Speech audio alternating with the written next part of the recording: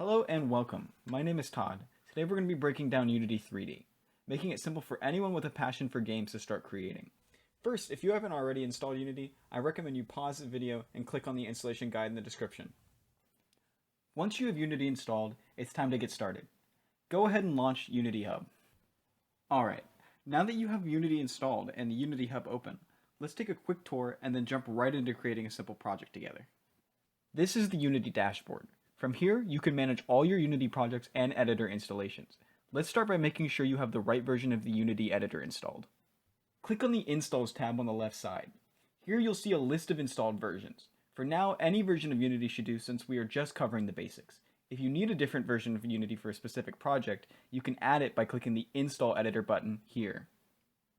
Now let's create a new project. Head over to the Projects tab and click on the New button. You could choose from several templates. For right now, we're just going to select the 3D template to start a basic 3D game. First, we're going to need a name for our project. I'm going to go with First Steps for mine, but feel free to name it whatever you want. The default location chosen by Unity should be fine. Now, just hit Create, and Unity will begin to set up the editor. This loading screen typically takes a while, so I'll meet you when the Unity editor has loaded. Alright. Welcome to the Unity editor. This might look a little daunting at first, but don't worry, I'll walk you through all the key areas. Let's quickly take a look at all the major parts. First, before we do anything else, let's ensure that we have Unity set to the default layout. In the top right hand corner, you will see the layout drop down. Click on it and then select the default option. Later, you will be able to create your own custom layout, but for learning's sake, we will just use the default. Right in the middle, you should see the scene view. This is where we'll be able to build and manipulate the game world. On the left, you have the hierarchy. This lists every game object in the current scene. Think of it as your organizational backbone. Right-click here to create new game objects like lights, effects, or 3D objects. On the right, you have the inspector, where you can view and modify properties of any selected game object. The properties that are available will depend on the components that are applied to that game object. Components simply are what gives our game objects functionality. Anything from custom scripts to an audio or a light source are all done through the use of these components.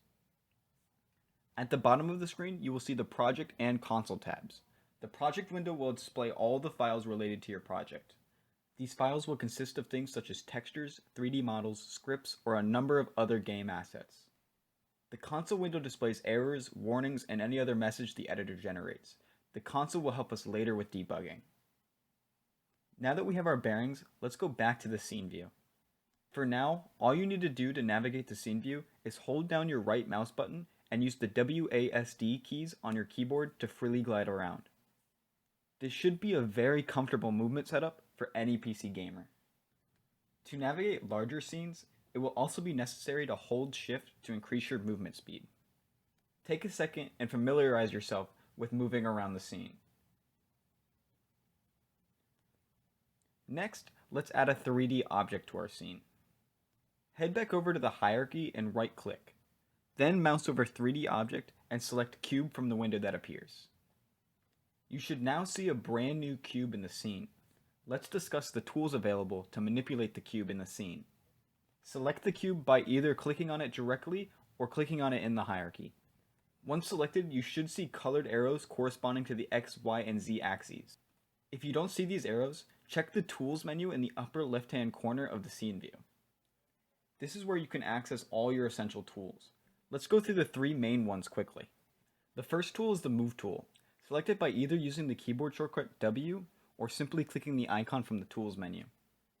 The Move tool allows you to move an object precisely along the X, Y, or Z axes, or a combination of two axes if you move from the connected boxes.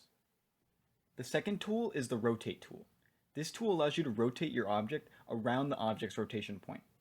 Select it by either using the keyboard shortcut E or selecting it from the Tools menu. Once selected, you can click and drag outside the color circles to freely rotate or directly on the color circles to constrain rotation along a particular axis.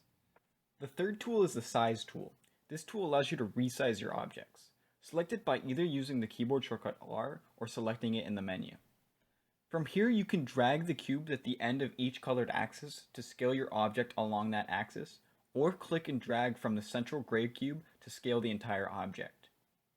The move, rotate, and size tools are essential for building and adjusting scenes in Unity.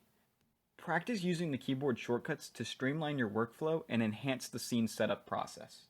It's important to remember pressing Ctrl Z will undo your most recent change, and Ctrl Y will redo that change. Lastly, let's get our cube into the camera's view. Select the camera to see both a camera preview and an outline of its field of view inside the scene. You can now either rotate and move the camera, or just move the cube. Once the cube is in the camera's view, let's test the game by hitting the play icon at the top of the screen. Once you've selected play, this will replace our scene view with the game view. You should be able to see the cube and all the changes we made to it inside the game view. Now, I wouldn't call this much of a game, but it is certainly a start. To end our test, we simply reselect the play icon at the top of the screen. The very last thing we will do today is save our project. Save it by either pressing Ctrl S on the keyboard or clicking on File and then Save. It's important to save frequently since it's not unusual for Unity to crash while you are working. With that, we will wrap up our introduction to Unity 3D. Today you've taken your first steps into the large world of game development by installing Unity, creating a project, and manipulating objects within the scene.